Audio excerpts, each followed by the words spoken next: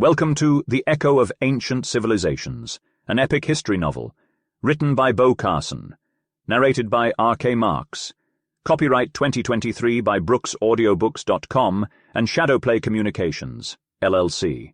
All rights reserved. No portion of this book may be reproduced in any form without written permission from the publisher or author. Visit brooksaudiobooks.com for updates on the availability of new books and a special free offer. Chapter 1. Revealing the Dawn of Civilization. Prehistoric Discoveries. In the depths of the earth, archaeologists have uncovered weapons, tools, human remains, and artifacts left by people who lived long before written history. These discoveries can be found all over the world, from France and Switzerland to England, Asia, and Africa. These remains are considered prehistoric because they date back to a time before written records. For the past 150 years, scientists and scholars have been studying, interpreting, and collecting these relics.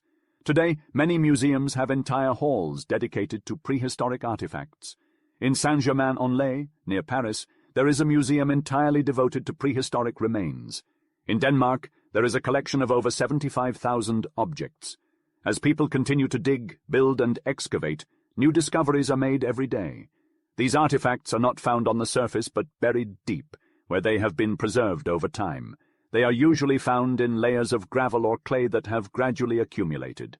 The science of prehistory. Scientists study these artifacts to learn more about the people who left them behind. By examining their skeletons and tools, they can reconstruct their physical appearance and way of life. This study has given rise to a new field of science, known as prehistoric archaeology.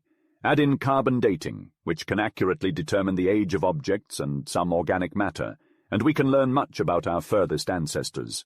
The Four Ages. Prehistoric remains come from a variety of different cultures and time periods. These artifacts have been buried for thousands of years, dating back to a time when giant woolly mammoths roamed the earth. This long period of time can be divided into four distinct periods, known as the Rough Stone Age, the Polished Stone Age, the Bronze Age, and the Iron Age. The epochs of human history are named after the materials utilized in crafting tools, such as stone, bronze, and iron. However, these periods are vastly dissimilar in length. The Rough Stone Age was 10 times longer than the Age of Iron. The Stone Ages. The earliest remnants of the Stone Age have been discovered in gravel deposits. In the Somme Valley, a French scholar discovered sharp flint tools between 1841 and 1853. These tools were buried 6 feet deep in gravel beneath 3 layers of clay, gravel, and marl, which is a loose or crumbling earthy deposit that had never been disturbed. Bones of cattle, deer, and even elephants were also found in the same location. Initially, scholars dismissed this discovery, attributing the flint chipping to chance. However, in 1860, several scholars studied the remains in the Somme Valley and acknowledged that the flints were undoubtedly fashioned by humans.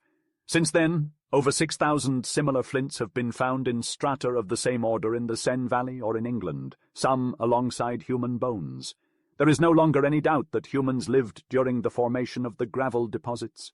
If the strata covering these remains have always accumulated as gradually as they do today, then the humans whose bones and tools we unearthed must have lived more than 200,000 years ago. This was confirmed when carbon dating technology became available. The cavemen. Remains have also been discovered in rock-cut caverns, often above a river. The most prominent of these are located on the banks of the Vézère River in southwest France, but they are present in many other places. Sometimes they were utilized as dwellings and even as burial sites for humans. Skeletons, weapons, and tools are found together in these caves. There are flint axes, knives, scrapers, and lance points, as well as bone arrows, harpoon points, and needles similar to those used by certain indigenous peoples to this day. The earth is littered with the remains of animals, discarded by these men who, like all indigenous peoples, were not particularly tidy. After consuming the meat, they tossed the bones into a corner, often splitting them open to extract the marrow. Among the animal remains, one can find not only the hare, deer, ox, horse, and salmon, but also extinct creatures such as the rhinoceros, cave bear, mammoth, elk, bison, and reindeer. Some of these bones have been discovered with intricate designs engraved upon them, depicting scenes such as combat, a reindeer hunt, or a mammoth with woolly hide and curved tusks. These men were undoubtedly contemporaries of the mammoth and the reindeer, and, like the Eskimos of today, were hunters and fishermen who knew how to work with flint and kindle fires. The polished Stone Age was a time of great innovation, as evidenced by the discovery of lake villages in Switzerland. In 1854, during an unusually dry summer, the low water level of Lake Zurich revealed wooden piles that had been driven into the lake bottom, along with rudimentary utensils. These were the remains of an ancient village built over the water, and since then, over 200 similar villages have been discovered in Swiss lakes. The piles, which were trunks of trees sharpened to points and driven into the lake bottom, were required by the tens of thousands to support each village. The wooden platform supported by the pilework served as the foundation for wooden houses covered with turf. Artifacts found among the piles revealed the lifestyle of the former inhabitants who hunted and consumed animals such as deer, boar, and elk, but were also tended domesticated animals such as oxen, goats, sheep, and dogs. They were skilled in agriculture, able to till the ground, reap, and grind their grain. In the ruins of their villages, grains of wheat and even fragments of unleavened bread have been found.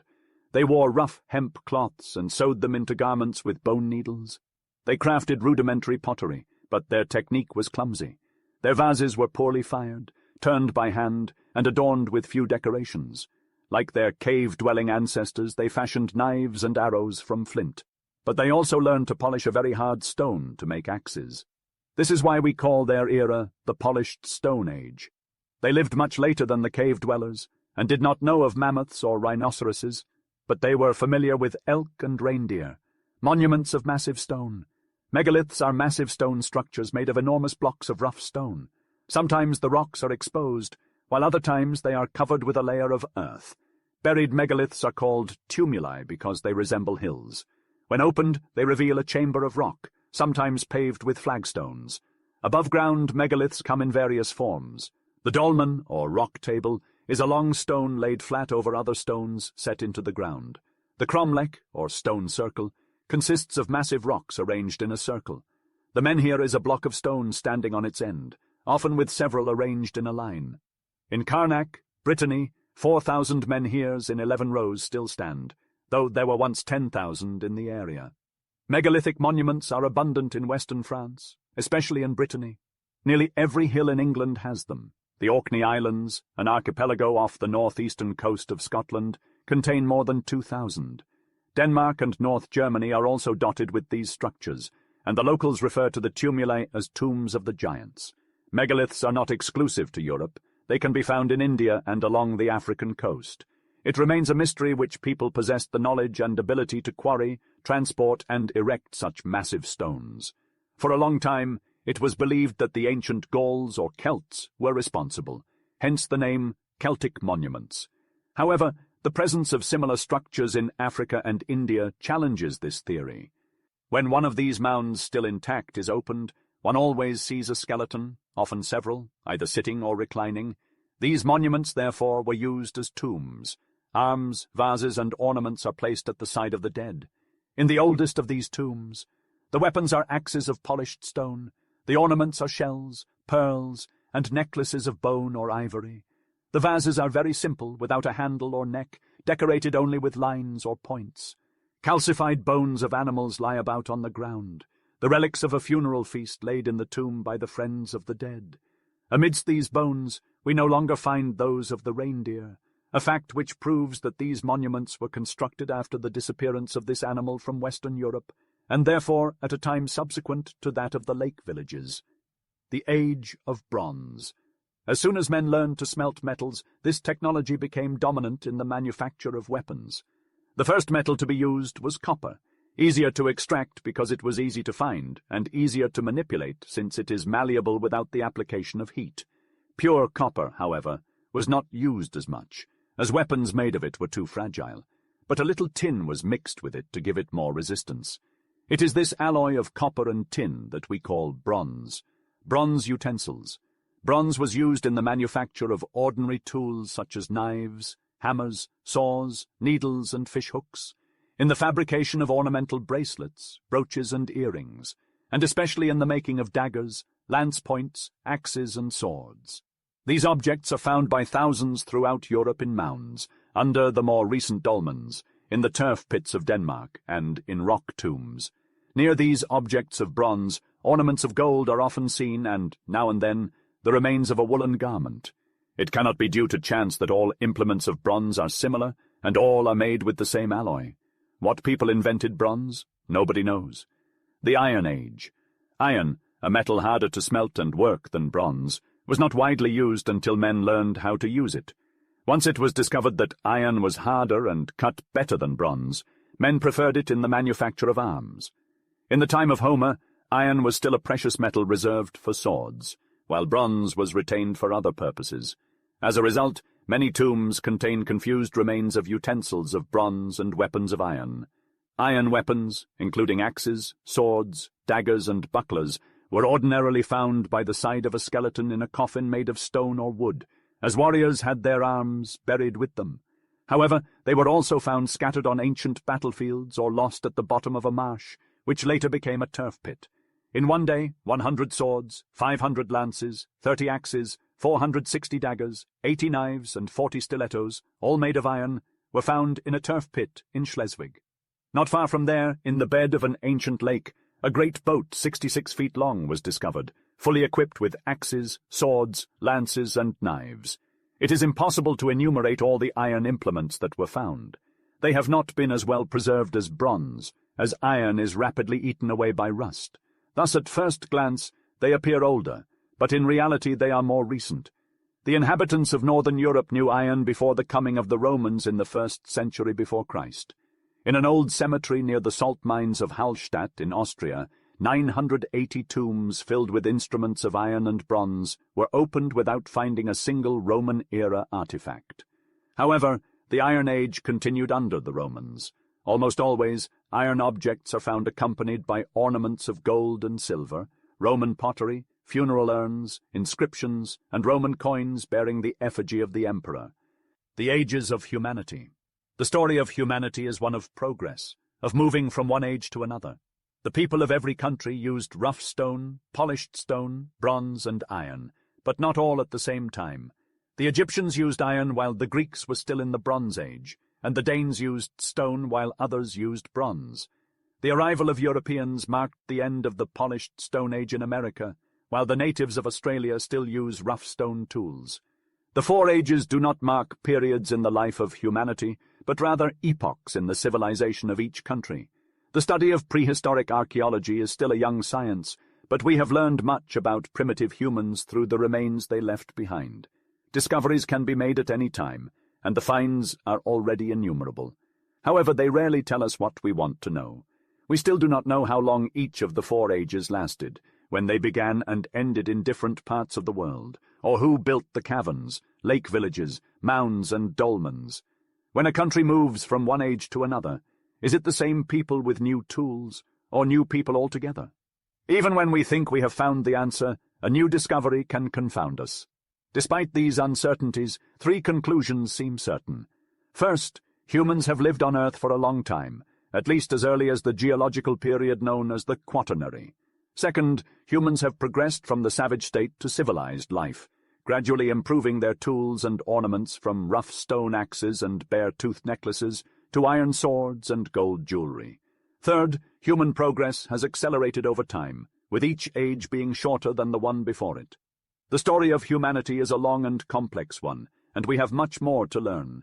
But with each new discovery, we come closer to understanding our past and our place in the world. Chapter 2.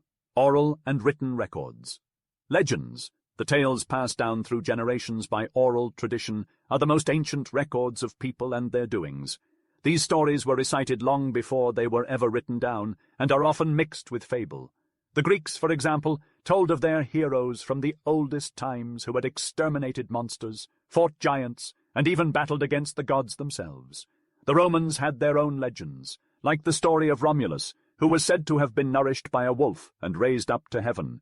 Almost all peoples have such stories from their infancy, but one should not place too much confidence in these legends. True history, on the other hand, has its beginning only with authentic accounts written by well-informed individuals. This moment, however, is not the same for all peoples.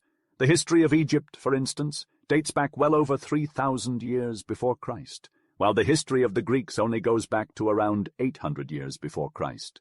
Germany has a written history since the 1st century of our era, while Russia's history dates back only to the 9th century. Certain indigenous tribes still have no history at all. The history of civilization itself begins with the oldest civilized peoples and continues up to the present day. Antiquity is the most remote period, while modern times is the era in which we currently live. Ancient history, which begins with the oldest known nations like the Egyptians and Chaldeans from the period around 3,000 years before our era, surveys the peoples of the Orient, including the Hindus, Persians, Phoenicians, Jews, Greeks, and finally the Romans. This period ends around the 5th century AD, when the Roman Empire of the West finally collapsed. Modern history, on the other hand, starts at the end of the 15th century with the invention of printing, the discovery of America and the Indies, and the renaissance of the sciences and arts. It concerns itself especially with the peoples of the West, including Spain, Italy, France, Germany, Russia, and America.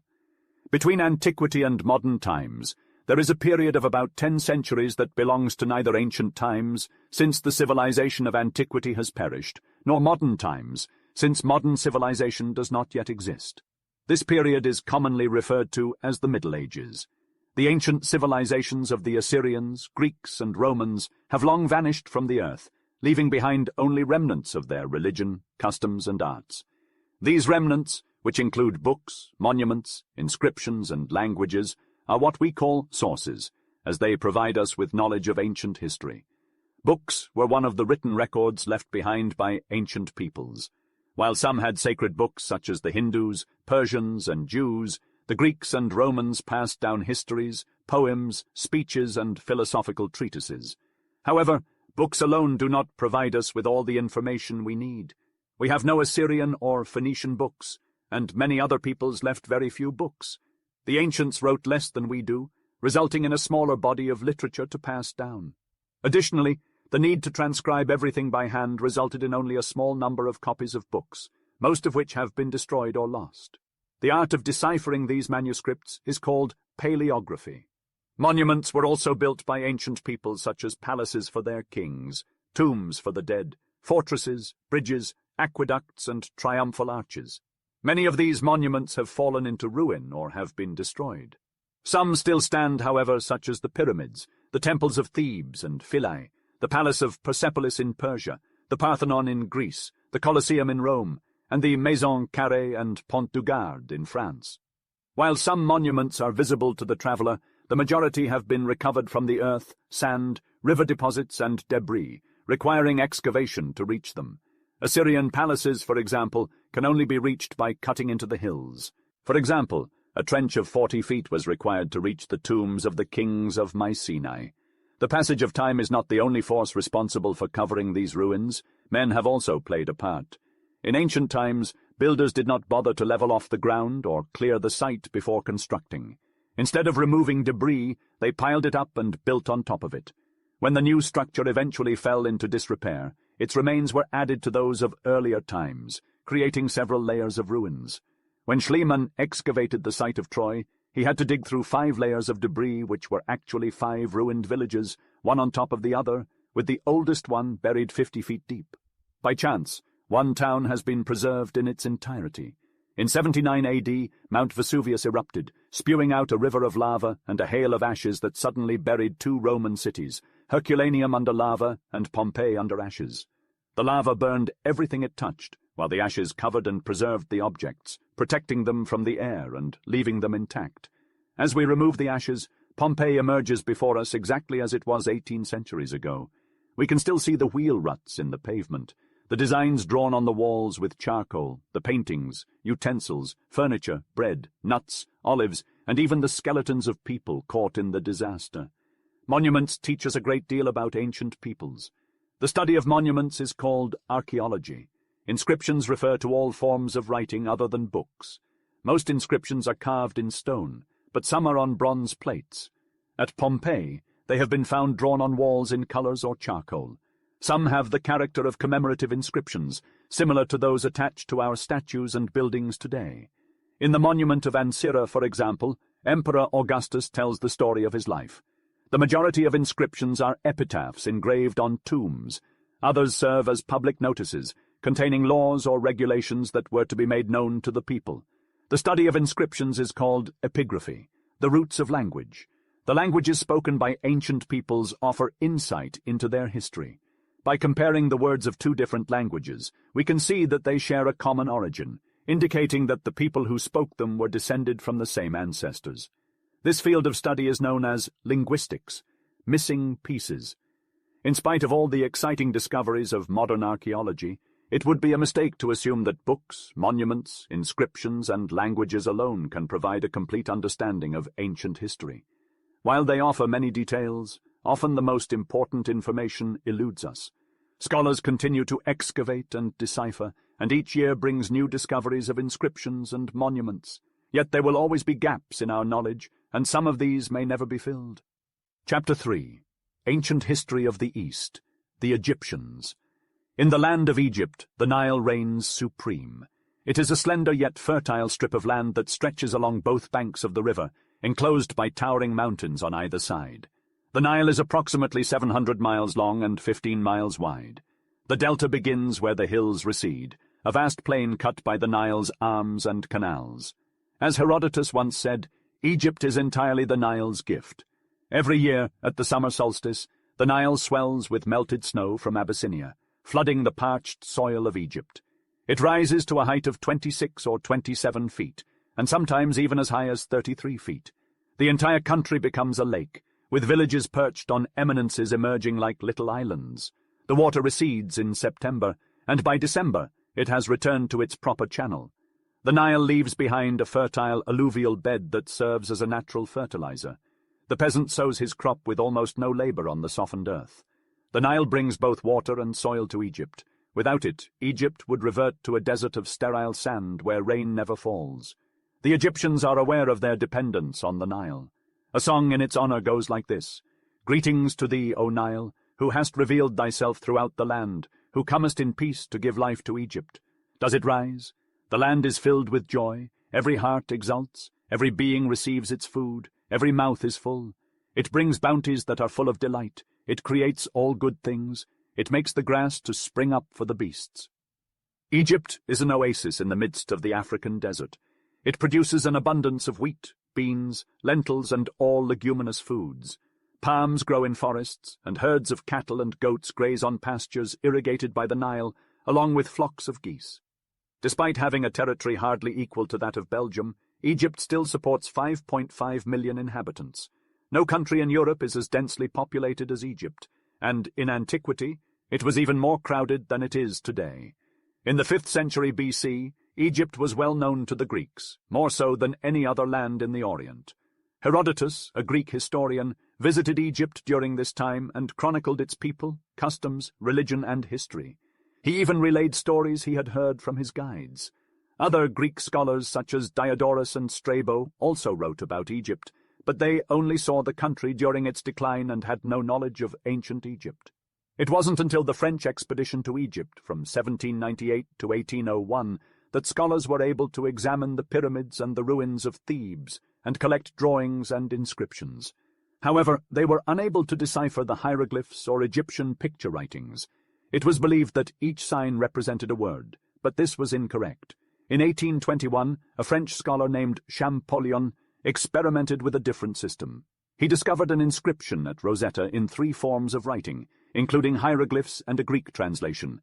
Champollion found the letters P, T, O, L, M, I, and S in the name of King Ptolemy, which allowed him to find the entire alphabet. He then deciphered the hieroglyphs and found they were written in a language similar to Coptic, which was already known to scholars. Since Champollion's breakthrough, many scholars have traveled to Egypt and studied its history and culture. These students of Egyptology, as they are known, can be found all over Europe. A French Egyptologist named Mariette conducted excavations for the Viceroy of Egypt and established the Museum of Boulac. France also established a school of Egyptology in Cairo, which is currently directed by Maspero. Discoveries. Egypt is a land of great discoveries. The Egyptians built their tombs like houses and filled them with all kinds of objects for the use of the dead, furniture, clothing, weapons, and food. The entire country was filled with tombs that were similarly furnished. Under this extremely dry climate, everything has been preserved. and objects come to light intact after being buried for 4,000 or 5,000 years. No people of antiquity have left so many traces of themselves as the Egyptians, and none are better known to us. The Egyptian Empire, antiquity of the Egyptian people. An Egyptian priest once said to Herodotus, "You Greeks are only children." The Egyptians considered themselves the oldest people in the world. Down to the Persian conquest in 520 BC, there were 26 dynasties of kings. The first dynasty dates back 4,000 years, and during these 40 centuries, Egypt had been an empire. The capital was at Memphis in Lower Egypt until the 10th dynasty, which was the period of the Old Empire. Later in the New Empire it was at Thebes in Upper Egypt, Memphis and the pyramids. Memphis was built by the first king of Egypt and was protected by an enormous dike. The village has existed for more than 5,000 years, but since the 13th century, the inhabitants have taken the stones of its ruins to build houses in Cairo. What these people left, the Nile recaptured. The pyramids, not far from Memphis, are contemporaneous with the Old Empire. They are the tombs of 3 kings of the 4th dynasty. The greatest of the pyramids, which is 480 feet high, required the labor of 100,000 men for 30 years.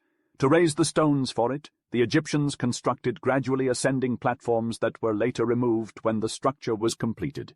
Egyptian civilization. The statues, paintings, and instruments discovered in the tombs of this epoch provide evidence of a highly civilized people. While other prominent nations of antiquity, such as the Hindus, Persians, Jews, Greeks, and Romans remained in a savage state 3,500 years before our era, the Egyptians had already mastered the art of cultivating the soil, weaving cloths, working metals, painting, sculpting, and writing. They had an organized religion, a king, and an administration. Thebes. In the 11th dynasty, Thebes replaced Memphis as the capital. The ruins of Thebes still stand today and are truly remarkable, spanning both banks of the Nile with a circumference of approximately 7 miles. On the left bank, there is a series of palaces and temples that lead to vast cemeteries. On the right bank, 2 villages, Luxor and Karnak, are built in the midst of the ruins, separated by a double row of sphinxes which once numbered over 1,000 monuments.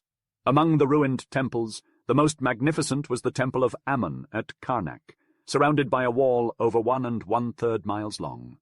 The famous Hall of Columns, the greatest in the world, measured 334 feet in length, 174 feet in width, and was supported by 134 columns, 12 of which were over 65 feet high.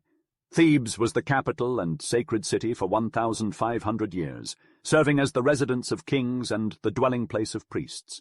The Pharaoh, the king of Egypt, known as Pharaoh, was considered the son of the sun god and his incarnation on earth, with divinity ascribed to him. In one picture, King Ramesses II is shown standing in adoration before the divine Ramesses, who is sitting between 2 gods. The king, as a man, adores himself as a god. As a god, the pharaoh had absolute power over men, giving orders to his great nobles at court, warriors, and all his subjects. However, while the priests adored him, they also surrounded and watched him. The high priest of the god, Ammon, their leader, eventually became more powerful than the king, often governing under the king's name and in his place. The pharaoh's subjects. In ancient Egypt, the king, priests, warriors, and nobles owned everything, including the people. The rest of the population were simply peasants who worked the land for their rulers. Scribes in the king's service watched over the peasants and collected the farm dues, often using force. One of these scribes wrote to a friend, "Have you ever thought about the life of a peasant who tills the soil? The tax collector is on the platform, busy taking the tithe of the harvest. He has armed men with strips of palm. They all cry, 'Come, give us grain.' If the peasant doesn't have any, they throw him to the ground, bind him, drag him to the canal, and throw him in head first. Despotism. Like infants, the Egyptian people have always been carefree, gentle, and docile, always willing to submit to tyranny. In Egypt, the cudgel was the tool of education and government. 'The young man,' said the scribes, 'has a back to be beaten. He hears when he is struck.' One day, a French traveler visiting the ruins of Thebes asked his guide, 'But how did they do all this?' The guide laughed, touched him on the arm, and showed him a palm. 'This is what they used to accomplish all this,' he said. 'You know, sir, with 100,000 branches of palms split on the backs of those who always have their shoulders bare, you can build many a palace and some temples too.' Isolation of the Egyptians. The Egyptians rarely traveled beyond their borders. They feared the sea and did not engage in trade with other nations. They were not a military people, although their kings often led expeditions with mercenaries against the warriors of Ethiopia or the tribes of Syria.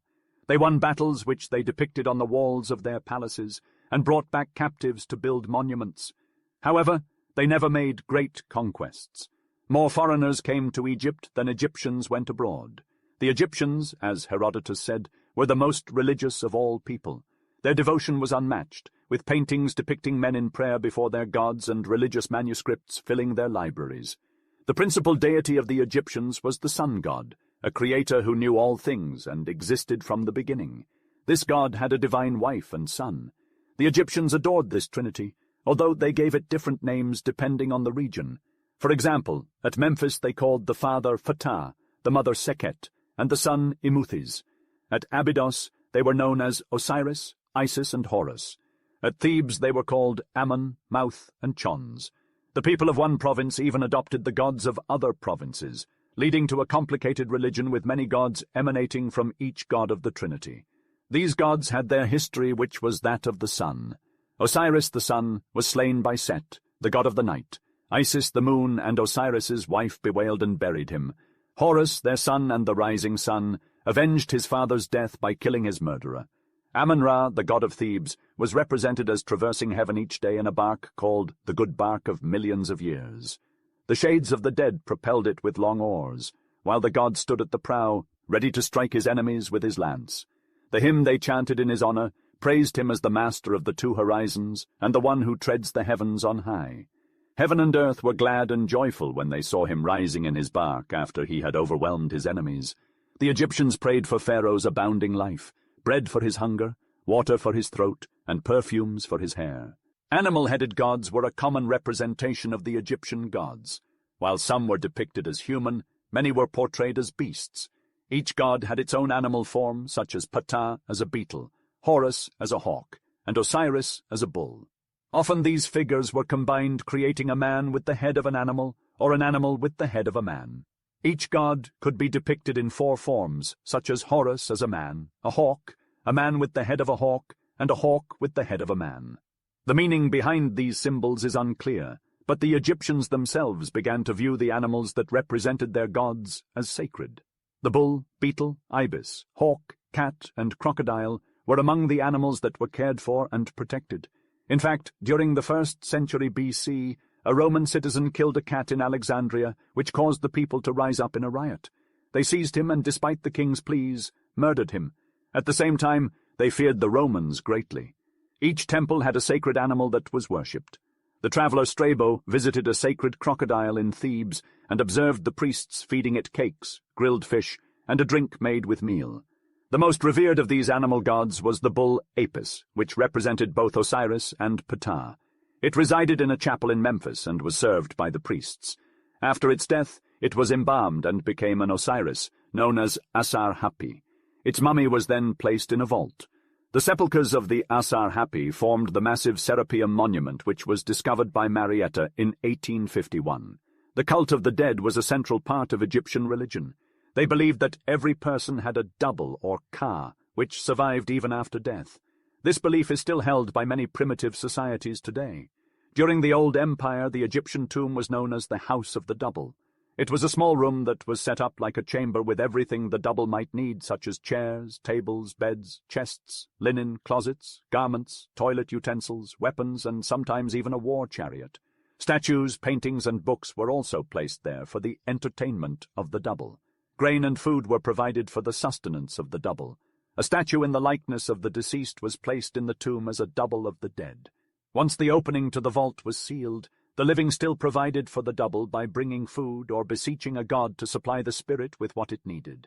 An inscription might read, "An offering to Osiris that he may confer on the ka of the deceased some bread, drinks, meat, geese, milk, wine, beer, clothing, perfumes, all good things and pure on which the god or the ka subsists." Later, during the 11th dynasty, the Egyptians believed that the soul flew away from the body and sought Osiris under the earth, the realm into which the sun seemed to sink every day.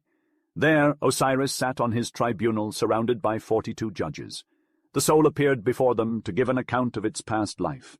Its actions were weighed in the balance of truth, and its heart was called to witness. The dead cried out, "O heart, the issue of my mother, my heart when I was on earth, offer not thyself as witness, charge me not before the great God." If the soul was found to be bad, it was tormented for centuries and then annihilated. If the soul was good, it sprang up across the firmament.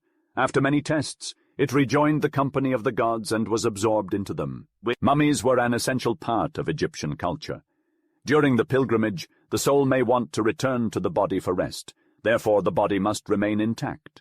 The Egyptians learned to embalm the corpse by filling it with spices, bathing it in natron, and wrapping it in bandages, thus creating a mummy. The mummy was then placed in a wooden or plaster coffin and buried in a tomb with all the necessities for its afterlife. Along with the mummy, a book called the Book of the Dead was deposited. This book provided guidance on what the soul should say when defending itself before the tribunal of Osiris. The soul must declare its innocence of fraud, vexing the widow, forbidden acts, idleness, and stealing from the temples. The soul must also claim to have never taken a slave from their master, removed provisions or bandages from the dead, altered the grain measure, hunted sacred beasts, or caught sacred fish. The soul must profess its purity and declare that it has given bread to the hungry, water to the thirsty, clothing to the naked, and has made sacrifices to the gods while offering funeral feasts to the dead.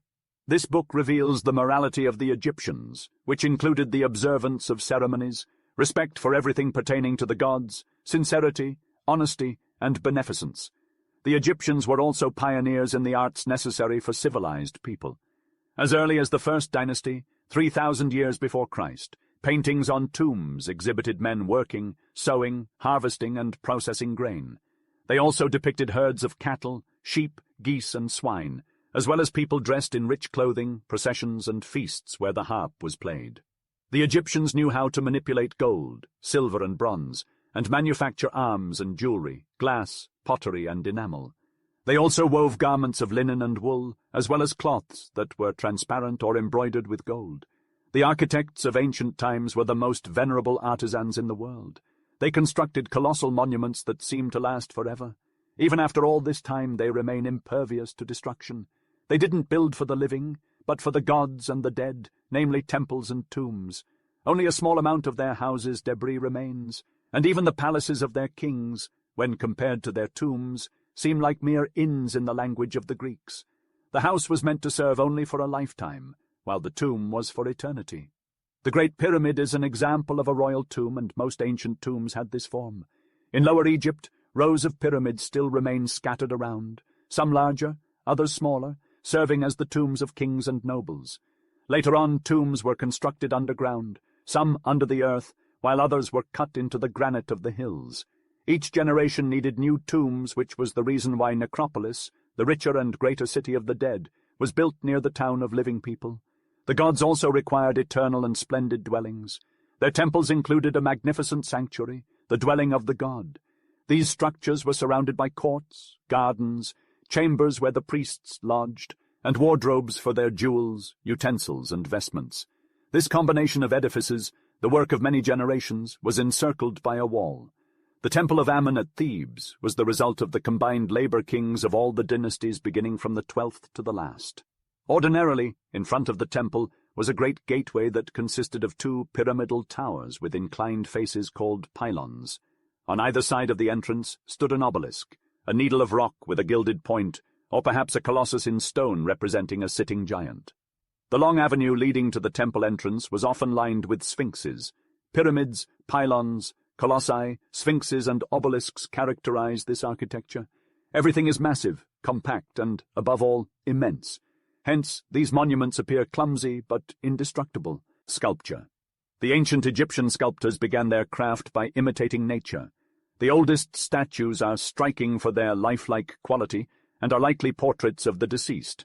One such example is the famous squatting scribe of the Louvre.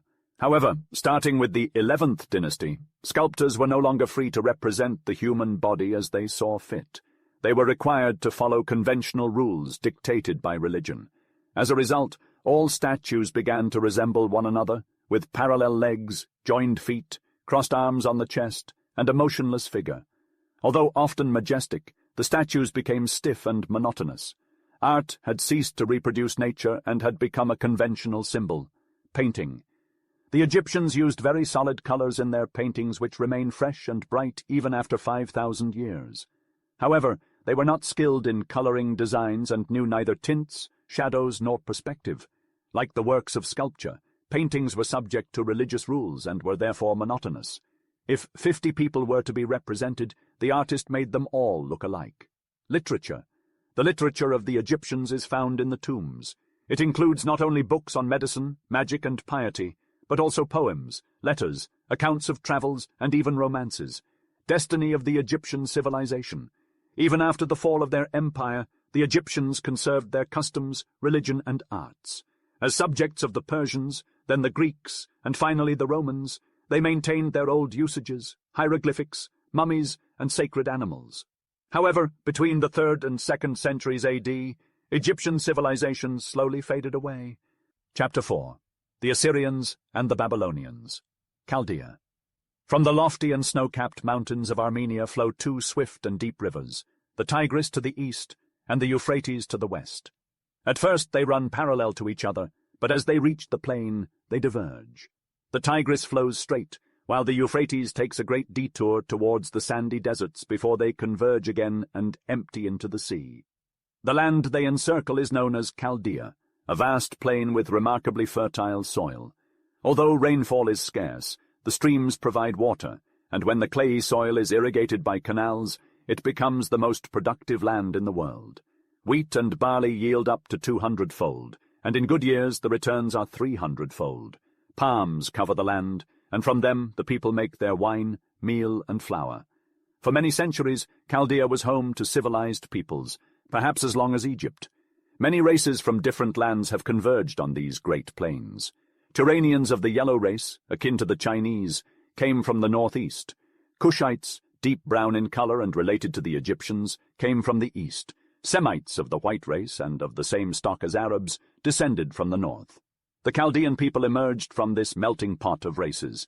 Chaldean priests claimed that their kings had ruled for 150,000 years. Although this is a myth, they were not wrong in attributing great antiquity to the Chaldean Empire. The land of Chaldea is dotted with hills, each of which is a mass of debris, the remnants of a ruined city. Many of these have been excavated, and numerous cities have been uncovered, such as Aur, Larsam, and Balilu. Some inscriptions have been recovered as well. De Sarsec, a Frenchman, discovered the ruins of an entire city destroyed by invaders with its palace burnt to the ground. These ancient peoples are still shrouded in mystery, and many sites remain to be excavated where new inscriptions may be found. Their empire was destroyed around 2300 BC, and it may have been already ancient by then. The Assyrians. The land beyond Chaldea, along the Tigris River, is known as Assyria.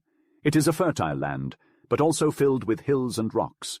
Due to its proximity to the mountains, it experiences snow in the winter and severe storms in the summer. For a long time, the Assyrians lived an obscure life in their mountainous region, while Chaldea was covered in towns. However, in the 13th century BC, the Assyrian kings led great armies to invade the plains and founded a mighty empire with Nineveh as its capital. Until about 40 years ago, we knew very little about the Assyrians, aside from a legend recounted by the Greek historian Diodorus Siculus. According to the story, Ninus founded Nineveh and conquered all of Asia Minor. His wife Semiramis, daughter of a goddess, subjected Egypt before being transformed into a dove. However, this tale is entirely untrue. In 1843, the French consul at Mosul, Botta, discovered the palace of an Assyrian king under a hillock near the Tigris at Khorsabad. This discovery marked the first time that people could view the artwork produced by the Assyrians. The winged bulls carved in stone and placed at the palace gate were found intact and later moved to the Louvre Museum in Paris. Botta's excavations drew the attention of Europe, leading to many expeditions being sent out, particularly by the English. Place and Layard investigated other mounds and discovered other palaces. These ruins had been well preserved, protected by the dry climate and a covering of earth. They found walls adorned with bas-reliefs and paintings, as well as statues and inscriptions in great numbers.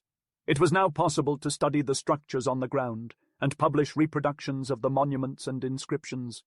The discovery of the palace of Khorsabad, built by King Sargon at Nineveh, the capital of the Assyrian kings, revealed a city built on several hills and surrounded by a quadrilateral wall 25 to 30 miles long. The exterior of the wall was made of bricks, while the interior was made of earth. Although the dwellings of the city have vanished, we have found many palaces built by various Assyrian kings.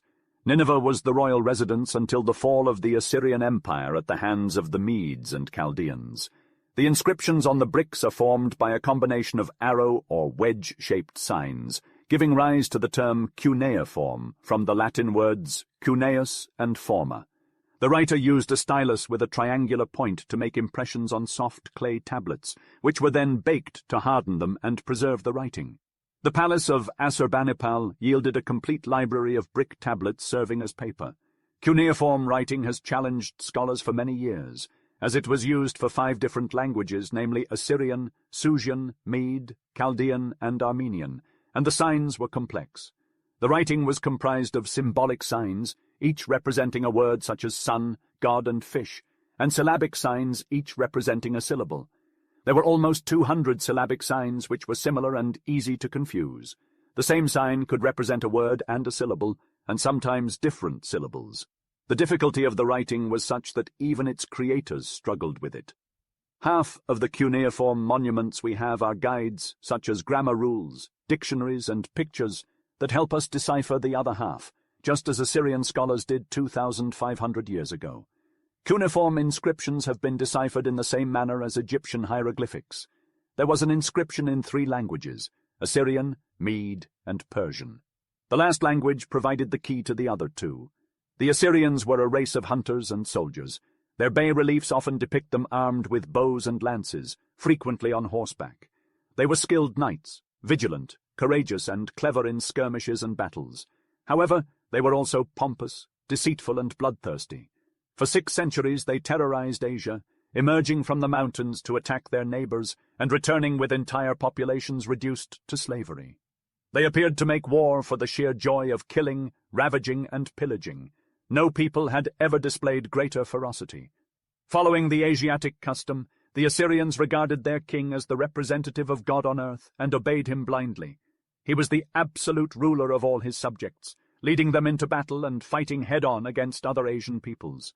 Upon his return he recorded his exploits on the walls of his palace in a lengthy inscription. He recounted his victories, the spoils he had taken, the cities he had burned, and the captives he had beheaded or flayed alive. Here are some excerpts from these campaign stories. Assur-nazir Halal in 882 writes, "I built a wall before the great gates of the city. I flayed the chiefs of the revolt and covered this wall with their skins. Some were entombed alive in the masonry, others were crucified or impaled along the wall. I had some of them flayed in my presence and had the wall adorned with their skins.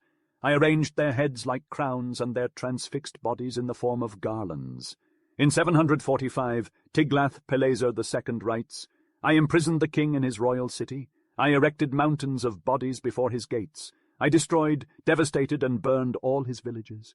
I turned the land into a desert, transforming it into hills and heaps of debris." In the 7th century BC, Sennacherib boasted, "I swept through like a hurricane of destruction. On the soaked earth, the armor and weapons floated in the blood of my enemies like a river. I piled up their corpses like trophies and cut off their limbs. I mutilated those I captured like blades of straw, and as punishment, I cut off their hands." A bas-relief depicting the surrender of Susa to Assurbanipal shows the conquered chiefs being tortured by the Assyrians. Some had their ears cut off, others had their eyes gouged out, and some were flayed alive. Clearly these kings took pleasure in burnings, massacres, and tortures. The Assyrian regime began with the capture of Babylon around 1270 BC. From the 9th century BC, the Assyrians, who were always at war, conquered or ravaged Babylonia, Syria, Palestine, and even Egypt. The conquered peoples always revolted, and the massacres were repeated. Eventually the Assyrians became exhausted. The Babylonians and Medes formed an alliance and destroyed the Assyrian Empire. In 625 BC, their capital Nineveh, which the Jewish referred to as the Lair of Lions, the Bloody City, the city gorged with prey, was taken and destroyed forever. "Nineveh is laid waste," says the prophet Nahum. "Who will mourn for her?" In place of the fallen Assyrian Empire, a new power arose in ancient Chaldea. This empire is known as the Babylonian Empire, or the Second Chaldean Empire. A Jewish prophet quotes one as saying to Jehovah, I raise up the Chaldeans, that bitter and hasty nation which shall march through the breadth of the land to possess dwelling places that are not theirs. Their horses are swifter than leopards, their horsemen spread themselves, their horsemen shall fly as the eagle that hasteth to eat. They were a people of knights, martial and victorious like the Assyrians. The Babylonian Empire was overthrown by the Persians in 538 BC, in the land of Babylon, ruled from 604 to 561 BC by the great Nebuchadrezzar, also known as Nebuchadnezzar. The people worshipped many gods and built magnificent temples and palaces. The city of Babylon itself was a marvel, surrounded by a massive wall with 100 gates of brass and a deep, water-filled ditch. The city covered an area of 185 square miles, with fields for cultivation in case of a siege. The houses were tall, and the streets intersected at right angles. One of the wonders of the world was the Hanging Gardens, a series of terraces planted with trees and supported by pillars and arches. Nearby, Nebuchadnezzar aimed to rebuild the town of Babel and created a magnificent temple dedicated to the 7 planets. The temple comprised 7 square towers, each painted with the color attributed to the planet it represented. The highest tower contained a chapel with a golden table and a priestess who kept watch continually. The Greek historian Herodotus visited Babylon in the 5th century BC and described the city in detail. Though the monuments of Babylon were made of crude brick and have decayed over time, inscriptions and plans of the city have been recovered. Babylon was less a city than a fortified camp, with thick walls and towers that could support a chariot. The people of Babylon were proud of their customs and religion, and their mighty king Nebuchadrezzar left a lasting legacy of magnificent architecture and engineering. The customs of these ancient peoples are shrouded in mystery, known only through the monuments they left behind. These monuments almost exclusively celebrate the achievements of their kings, depicting the Assyrians in times of war, hunting, or performing ceremonies. Women are notably absent from these bas-reliefs, as they were confined to the harem and excluded from public life. In contrast, the Chaldeans were a people of laborers and merchants, but little is known about their daily lives. According to Herodotus, once a year in their towns, the Chaldeans would gather all the girls for marriage. The prettiest were sold, and the profits from their sale became a dowry for the marriage of the plainest. Herodotus believed this to be the wisest of all their laws. The religion of the Assyrians and Chaldeans was intertwined as the former had adopted the beliefs of the latter. However, their religion is obscure to us today, having originated from a confusing mix of different religions. The Turanians, similar to the yellow race of Siberia today, believed in a world full of demons including plague, fever, phantoms, and vampires. Sorcerers were called upon to banish these demons using magical formulas. The Kushites worshipped a pair of gods, a male deity of force and a female deity of matter. The Chaldean priests, united in a powerful guild, merged these 2 religions into one. The supreme god in Babylon was Ilu, while in Assyria it was Assur. No temple was built in their honor. 3 gods were said to have originated from Ilu: Anu, the lord of darkness, depicted as a man with the head of a fish and the tail of an eagle; Bel, the sovereign of spirits, represented as a king on a throne; and Nua, the master of the visible world, depicted as a genius with 4 extended wings. Each of these gods had a female counterpart symbolizing fruitfulness. Below these gods were the sun, the moon, and the 5 planets. In the transparent atmosphere of Chaldea, the stars shone with a brilliance that is unfamiliar to us today. The Chaldeans built temples that served as observatories, where they could follow the movements of the celestial bodies they worshipped. Astrology, the belief that the stars hold great power over the lives of men, was a deeply rooted belief among the Chaldean priests. They believed that the moment of a man's birth, under the influence of a particular planet, determined his destiny. By observing the heavens, they believed they could predict future events. This led to the creation of the horoscope, where one's fortune could be foretold based on the star under which they were born. Comets were seen as harbingers of revolution, and the movements of the stars were believed to be indicative of what would come to pass on Earth. Thus, astrology was born. Sorcery, too, had its origins in Chaldea. The priests had magical words that could banish spirits or cause them to appear. This practice, a remnant of the Turanian religion, eventually gave rise to sorcery. Astrology and sorcery spread throughout the Roman Empire and later Europe, with corrupted Assyrian words still detectable in the formulas of 16th-century sorcery. On the other hand, Chaldea was also the birthplace of astronomy. The zodiac, the week of 7 days in honor of the 7 planets, the division of the year into 12 months, the day into 24 hours, the hour into 60 minutes, and the minute into 60 seconds, all originated in Chaldea. The system of weights and measures based on the unit of length was also adopted by all ancient peoples. As for the arts, we have no direct knowledge of Chaldean art, as their monuments have fallen to ruin. However, the Assyrian artists whose works we possess imitated those of Chaldea. Thus we can form a conclusion about the two countries. Both Chaldeans and Assyrians built with crude, sun-dried brick, but with the exterior wall faced with stone. Built upon man-made mounds that were low and flat like great terraces, palaces were a grand spectacle in ancient Assyria. The crude brick used in construction was not suitable for broad and high arches, so the halls were straight and low but very long. An Assyrian palace was essentially a series of galleries, with flat terrace roofs equipped with battlements. At the entrance, one would find colossal winged bulls guarding the gate. Inside, the walls were adorned with precious woods, enameled bricks, and sculptural alabaster plates. Sometimes the chambers were painted, and even richly encrusted marbles were used. The sculpture of the Assyrian palaces was particularly remarkable. Statues were rare and crude, so sculptors preferred to create bas-reliefs on large slabs of alabaster. These bas-reliefs depicted complex scenes such as battles, chases, sieges of towns, and ceremonies where the king appeared with a great retinue. Every detail was meticulously executed, including the files of servants in charge of the king's feast, the troops of workmen who built his palace, the gardens, fields, ponds, fish in the water, and birds perched over their nests or flitting from tree to tree. People were often depicted in profile, likely because the artist could not render their faces, but they still possessed dignity and life.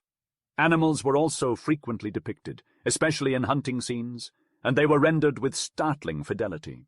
The Assyrians closely observed nature and faithfully reproduced it, which is why their art was so meritorious. The Greeks themselves learned from the Assyrian school of art and imitated their bas-reliefs. While the Greeks excelled in their art, no other people, not even the Greeks, were better at representing animals than the Assyrians. Chapter 5. The Caucasians of India, the Caucasian languages, the various races that inhabit Europe today, such as the Greeks and Italians in the south, the Slavs in Russia, the Teutons in Germany, and the Celts in Ireland, speak different languages. However, upon closer examination, it becomes clear that they all share a common stock of words, or at least certain roots.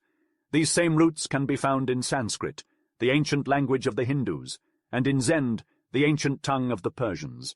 For example, the word father is pere in French, pitar in Sanskrit, and pater in Greek and Latin. It is the same word pronounced in various ways. From this it has been concluded that the Hindus, Persians, Greeks, Latins, Celts, Germans, and Slavs all once spoke the same language, and were therefore one people, the Caucasian people. These people called themselves Caucasians and lived in the northwest of India, either in the mountains of Pamir or in the steppes of Turkestan or Russia. From this center they dispersed in all directions. The majority of the people, such as the Greeks, Latins, Germans, and Slavs, forgot their origin, but the sacred books of the Hindus and Persians preserved the tradition. Efforts have been made to reconstruct the life of our Caucasian ancestors in their mountain homes before the dispersion. They were a race of shepherds who did not till the soil. They subsisted on food coming from their herds of cattle and sheep, although they already had houses and even villages. It was a fighting race that knew the lance, the javelin, and the shield. The government was patriarchal, and a man had only one wife. As head of the family, he was at once priest, judge, and king, for his wife, children, and servants. In all the countries settled by the Caucasians, they followed this type of life, patriarchal, martial, and pastoral. The tale of the Hindus begins with the arrival of the Caucasians in India some 2,000 years before our time. These tribes crossed the Hindu Kush passes and discovered the fertile plains of the Indus. There they found dark-skinned, flat-headed, and prosperous people whom they called Dasyus, or the enemy. The Caucasians waged war against them for centuries, ultimately subjecting or exterminating them, and gradually took over the entire Indus Valley, which they named after themselves, Hindus. The Hindus had a tradition of chanting hymns, or Vedas, in honor of their gods during their ceremonies. These hymns were compiled into a vast collection that has survived to the present day. The Caucasians had not yet crossed the Indus when the hymns were collected, making them the oldest religion of the Hindus. The Hindu gods are called devas, which means resplendent. Anything that shines is considered a divinity, including the heavens, the dawn, the clouds, and the stars, but the sun and fire are especially revered. Indra, the sun, is the most powerful of the gods. He is known as the Mighty One, the king of the world, and the master of creatures. Indra traverses the heavens on a chariot drawn by azure steeds, and he hurls thunderbolts, sends rain, and banishes clouds. India is a land of violent storms, and the Hindus explained this phenomenon in their own way. They saw the black cloud as an envelope containing the waters of heaven, which they called the gleaming cows of Indra. When a storm gathers, an evil genius in the form of a three-headed serpent named Vritra drives away the cows and encloses them in a black cavern. The faraway rumblings of thunder are the bellowing of the cows. Indra then sets out to find them, striking the cavern with his club, which creates the thunderbolt, and the forked tongue of the serpent, which creates the lightning. Eventually, Indra vanquishes the serpent, the cave opens, and the waters fall on the earth, making Indra the victor, and he appears in glory. Agni, the tireless, is considered by the Hindus to be another form of the sun. They produce it by rubbing two pieces of wood together, and believe that the fire comes from the wood, and that the rain has placed it there. They conceive it as the fire of heaven descended to earth. When one places it on the hearth, it springs up as if it would ascend toward heaven. Agni dissipates darkness, warms mankind, and cooks their food. It is the benefactor and protector of the house. It is also the internal fire, the soul of the world. Even the ancestor of the human race is the son of lightning.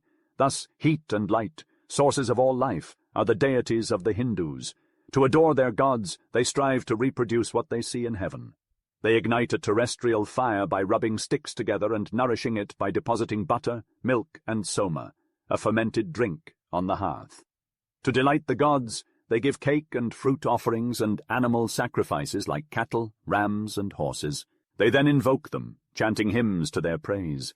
When thou art bidden by us to quaff the soma, come with thy sombre steeds, thou deity whose darts are stones. Our celebrant is seated according to prescription, the sacred green is spread, in the morning stones have been gathered together. Take thy seat on the holy sward. Taste, O hero, our offering to thee. Delight thyself in our libations and our chants, vanquisher of Vritra, thou who art honored in these ceremonies of ours, O Indra. The Hindus believe that the gods, delighted by their offerings and homage, will in turn make them happy. They say naively, give sacrifice to the gods for their profit, and they will requite you. Just as men traffic by the discussion of prices, let us exchange force and vigor, O Indra. Give to me and I will give to you. Bring to me and I will bring to you. At the same time, the Hindus adore their ancestors who have become gods. This is perhaps the oldest cult of all. It is the basis of the family. The father, who has transmitted the fire of life to his children, makes offerings and sacrifices and utters prayers to gods and ancestors every day at his hearth fire, which must never be extinguished. Here it is seen that among Hindus, as among other Caucasians, the father is at once a priest and a sovereign. The Brahmanic society. The Hindus, crossing the Indus between the 14th and 10th centuries BC, conquered the vast plains of the Ganges. Settling in this fertile land, amidst a people of slaves, they gradually changed their customs and religion, establishing the Brahmanic society. Many works in Sanskrit from this time, including the Vedas, form the sacred literature of the Hindus. The principal works are the great epic poems, the Mahabharata, with over 200,000 verses, the Ramayana with 50,000 verses, and the laws of Manu, the sacred code of India. In this new society, there were no longer poets who chanted hymns to the gods, as in the time of the Vedas. The men who knew the prayers and ceremonies became theologians by profession, and the people revered and obeyed them. Their conception of the structure of society was as follows. The supreme god, Brahma, produced 4 kinds of men, to each of whom he assigned a mission. From his mouth he drew the Brahmins, who were the theologians, charged with studying, teaching the hymns, and performing the sacrifices. The Kshatriyas came from his arms. These were the warriors charged with protecting the people. The Vaishyas proceeded from the thigh. They raised cattle, tilled the earth, loaned money at interest, and engaged in commerce. The Shudras issued from his foot. Their only mission was to serve all the others. There were already theologians, warriors, and artisans among the Caucasian people, with aborigines reduced to slavery below them. These were classes that one could enter and from which one could withdraw. But the Brahmans determined that every man should be attached to the condition in which he was born for all time, and the same holds true for his descendants. The son of a workman could never become a warrior, nor the son of a warrior a theologian. Thus, each is chained to his own state. Society is divided into 4 hereditary and closed castes. The unclean. In India, those who do not belong to one of the 4 castes are considered unclean and are excluded from society and religion. The Brahmins have classified 44 grades of outcasts, with the lowest being the pariahs. Even their name is an insult. Outcasts cannot practice any honorable trade or approach other men. They can only possess dogs and donkeys, as these are unclean beasts. Outcasts must wear the garments of the dead, use broken pots as plates, and wear iron ornaments. They must constantly move from one place to another. The Brahmins. In the Indian caste system, the Brahmins hold the highest position. They are considered the first among men, higher than warriors and kings. Even a 10-year-old Brahmin is considered more of a father than a 100-year-old Kshatriya. The Brahmins are not priests like those in Egypt and Chaldea, but they are knowledgeable about religion and spend their time reading and meditating on sacred books. They live off of presents given to them by others. Today, they remain the dominant class in India. Because they only marry among themselves, they have preserved the Caucasian type better than other Hindus and have a clearer resemblance to Europeans. The new religion of Brahma. The Brahmins did not abandon the ancient gods of the Vedas. They continued to worship them. However, they created a new god through sheer ingenuity. When prayers are directed towards the gods, the deities are made to comply with the demands made on them, as if they believed that prayer was more powerful than the gods themselves.